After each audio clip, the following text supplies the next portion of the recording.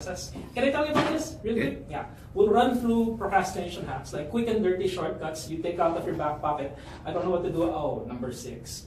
Nga naman. Okay. So we'll do procrastination hacks. We'll have strategies for overcoming procrastination. Meaning, in this scenario, what are we supposed to do? There are common repeating scenarios, right? The patterns repeat. That's the whole thing, you know. So since I noticed this during this few times, so I was actually clear. Certain patterns repeat. Why don't we find a way around them? Okay? And this is that. We'll include things such as what I call I saw Ant-Man and the Wasp recently. Dr. Hank Pym shrinks things down. Okay, so there's what we call the Pym particles. Yes, this is geekery, but one technique example would be what I call the Pym particle gambit. The reason we can't take on certain things is that they're too big. So in NLP, we'll call this down chunking. Okay? So the basic idea is how to eat a dinosaur bit by bit, and then so there's a process for doing that, and we'll run you through that. That's one thing. Does that kind of make sense to you? I'll run you through a process where you can actually foresee, kind of like a timeline thing, my version of it. You've seen something similar from Luigi earlier. But you'll be able to see not only your day, you could see a year or like 5 years in the future and see how it plays out. And let that future self inform what you're doing in the moment. Where the question becomes, now what did I do instead of what do I do?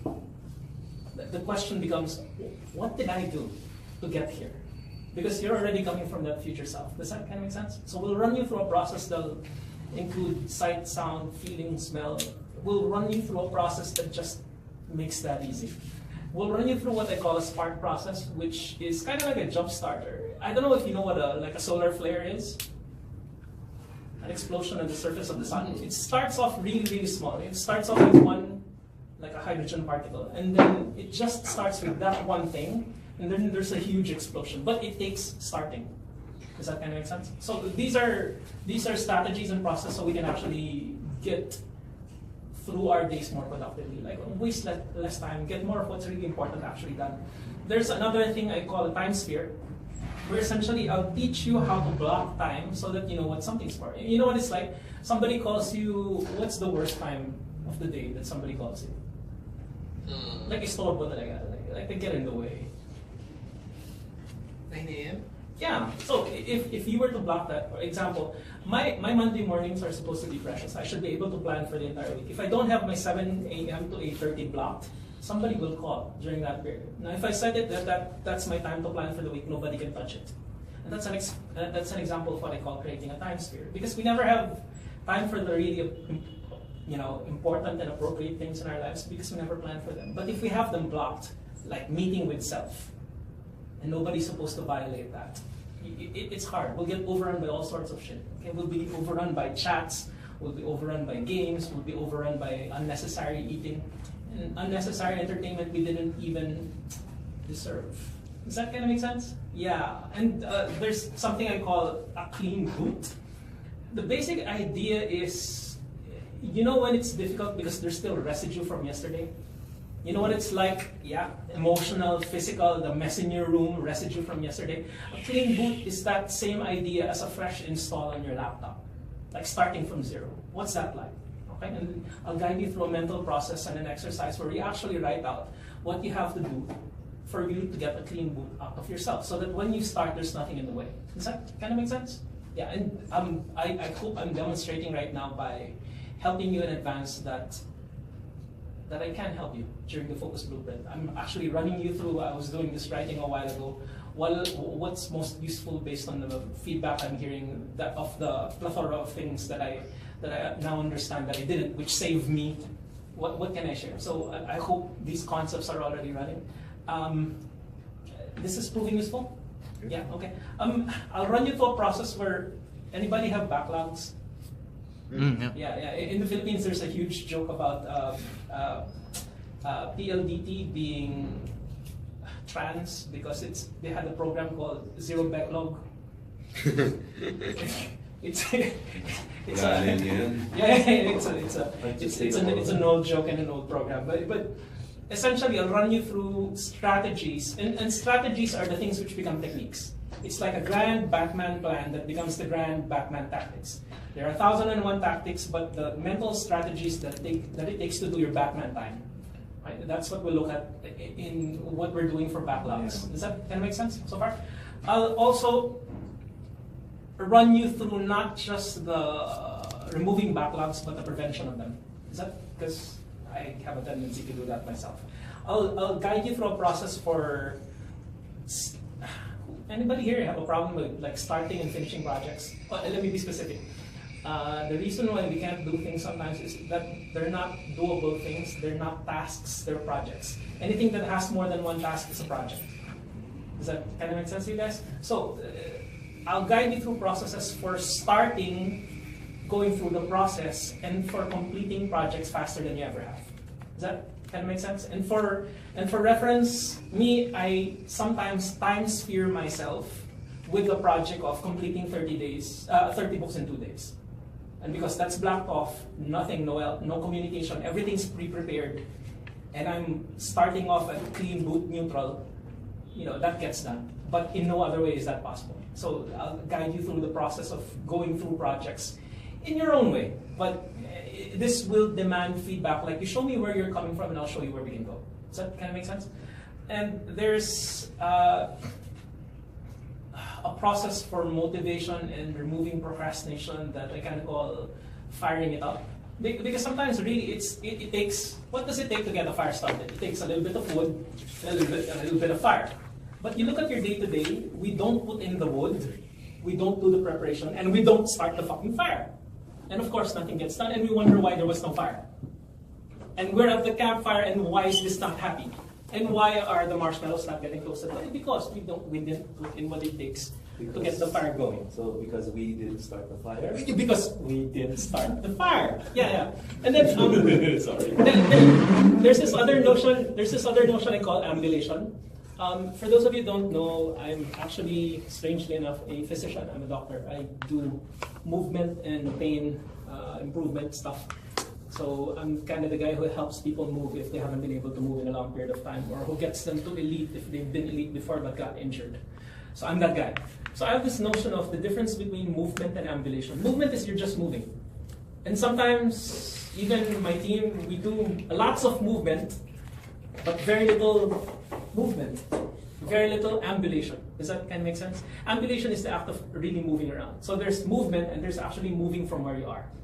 And the point of that is, if you actually ambulate, move from where you are, even if you're moving in the wrong direction, you can see that you're moving in the wrong direction. If you don't start, nothing gets done. Does that kind of make sense? Like the very fact that you're moving away from your old job, that you're taking steps, helps you see more. Like you even start to see, oh, I was lying low at my former job. I wasn't doing so well. You can't even see that stuff unless you take a move on towards a new place. Does that kind of make sense? Something like jogging versus on a treadmill? It's very different. The experience is very different. It's something like that. Yeah. And see, it can be as simple as you're sitting down and just the act of going to the comfort room. Just because you're in a different place, the perspectives are different, just the act of movement. And we'll take that beyond the metaphorical stage. We'll actually look at how to get a move on in your life, how to actually get ambulating in your life. Does that kind of make sense? There's a notion of what I call an omni inbox, where what people usually do is dump shit on us because they haven't gone through the thought process, so they're using us as inbox. My basic notion is I function clearer if my RAM is doing what my RAM is supposed to do. I don't know if you know this, but your short-term memory, it's meant for deciding, not for holding things. You want more permanent memory? Put it on your hard drive, not your RAM. You know what it's like when your SD card has all the space, but your RAM is full, so your phone doesn't work? Of course. So I'm gonna run you through a process where, much like the mind dump Luigi ran you through, but a more powerful process, I'm hoping, we'll actually clear our heads, and stuff that isn't in our heads, it's actually externalized to another brain. So the question is, would you like to have another brain so that your brain is actually free to do what it's supposed to do? Because we're not actually supposed to hold past and future, both of which don't exist. We're not supposed to hold the hurts and shit of yesterday in our, processing power. We're not supposed to hold the grocery list in our heads. But simple thing, like if I have a proximity alarm on my phone. When I'm within 50 meters of the supermarket, my list for the supermarket comes up. When else am I thinking about the supermarket? No time during the day. except when I'm at the supermarket. So this is an example of what you can do with your Omni inbox. But you have to first empty your head of all the stuff that isn't supposed to be there. Because as David Allen would put it, your head is for having ideas, not for holding them. Okay? It's for running water, not constipation. Okay? So, and then I'll run you through a process where we've never thought about this, but a lot of stuff we should actually delegate. A lot of stuff that isn't supposed to be ours. You know what I mean? Yeah, but we try to pretend like it's our responsibility when we can no longer even do the job right. We could before, but it's no longer worth our time, so that it costs more mental processing power because we don't like doing it. Yeah, and it's no longer efficient. So we look at a way to go through that. There's also something I call, you know about this one, but not everybody uses it well. There's the Eisenhower box or prioritization matrix, where we figure out the difference between urgent and important. I'll give an example of urgent. Clash of Clans notifications. You know, Facebook notifications. It's urgent. Somebody's harassing us to do something about it. But it's not important. It doesn't make our life better. So we look at the matrix that allows us to prioritize so that we don't end up doing other people's work for them and not getting our own work done. You know what that's like? At the end of the day, you feel bad because all you did is other people's stuff for them. And how much did they do? Nothing. Did they learn anything? No. Do you feel good? No. So we'll find some way around that. The notion I use behind this is what I call responsible resolution, meaning the stuff that you're supposed to do that. The stuff you're not supposed to do, why the fuck are you doing it? But we end up doing that because we're nice people, or we don't know any better, because our attention has been so fragmented, it's easy to hijack us. Hindi na natin alam kung ano importante sa atin. Because we don't know what's important to us, it's easy for other people to get us to do what they want rather than what we want. If you don't know what's on your plate, kung hindi mo alam kung ano yung nasa plato mo, hindi mo kaya tumanggi sa ibang tao. Like, you cannot refuse helping people if you don't know how full your day is. This is the reverse of that. So I call that responsible resolution. There's something I call a system switch. Essentially, you'll know, I got Asian Efficiency's version of it.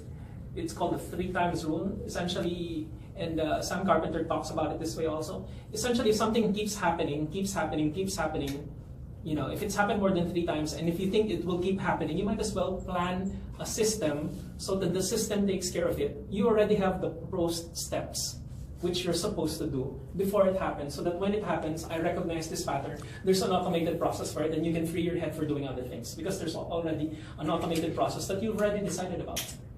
And this will probably echo stuff you'll be doing in your work going forward, Jupiter. Yeah. And there's a process I have for maximizing motivation. Let me save you all the money on all the motivational courses. The most motivating thing on planet Earth, I've looked at all of the neuroscience, the most motivating thing is progress. Meaning, if you get a little bit done, you'll get more done. Nothing is more motivating than that. Don't believe all the motivation bullshit, it's not true. They're all just little dopamine hits which make you feel good in the moment but get nothing done. Next day you need more motivation because it's not built in. Does that kind of make sense? Yeah. So this is a way for actually automating and maximizing motivation. And I'll run you through that process of the blueprint. There's this notion they call the big why, the grand purpose, the great dream, your reason for being here. And I call it like a grand purpose. A reason for being. We'll go through why that's useful, and the reverse of that is if you don't have a big positive why, you need a lot of negative whys. Okay, and that's most of us most every day. You need a reason for, I don't want to feel bad. I don't want to be broke. I don't want to hurt. You know, I don't want to feel this way again. We need a lot of negative motivation if we don't have positive motivation. I think we're being rushed to go, so I'll try to finish soon. There's a project propulsion system. Essentially looking at all of our whys. And then I'll run you through a process for mental leverage so that you don't even need a checklist. You know how to mentally behave. So in a way, you become Batman. In a certain situation, you already know how it's going to play out. You already know how you're supposed to decide. The reason behind studying all forms in martial arts is so that you can move from no form. It's to move fluidly. Okay. So as Bruce Lee would say, the reason for form is no form. The reason for planning is movement. Okay, and so we'll go through that. And then I'll run you through certain phases for focus. there's an awareness phase, a focus phase, and a concentration phase. Think of it as like using like a lens, and for concentrating all of your willpower. Otherwise, other people are using your willpower and your strength and your energy, and you've lost it. That's basically all of your life. Okay? If you think about it, all you are is aware energy, and all you have are experiences and memories. And other people are robbing you of that. And so this is my way around that, because I personally want a better experience of life, and I want others to have it too, since I had a little bit of it. We'll go through an 80-20 means of looking at goals, dreams, strategies, projects, meaning if you plan what you have set out to do, like on a Monday is for blank. And if you know that that's what Monday is for, it's okay for you to do other things, but only 20%. The 80% should be dedicated to what you planned your Mondays for. So we'll run you through a process so that you can 80-20 your days. And we'll run you through you developing your own start up and shut down rituals. Meaning, here's my morning ritual, here's how my morning always plays out, so that the rest of your day plays out okay. Because you've had that initial win. There's a video on YouTube and everywhere by a military dude. He basically says, first thing you should do every day is fix your bed. Yeah. The basic notion is you already won. And what that is a ritual. So that at the start of the day, there's already that good feeling. You know what it's like when you start your day by hitting your car, somebody hit your car. Now the rest of your day is bad. Yeah? So this is the reverse of that. So that every day you can't lose because you already won first thing in the day. And then I'll run you through a shutdown ritual where you are actually able to absorb the data that happened during the day, and it enables you to inform yourself and plan your next days. So that each day is better. And incrementally better is better because most people are backlogging and falling back.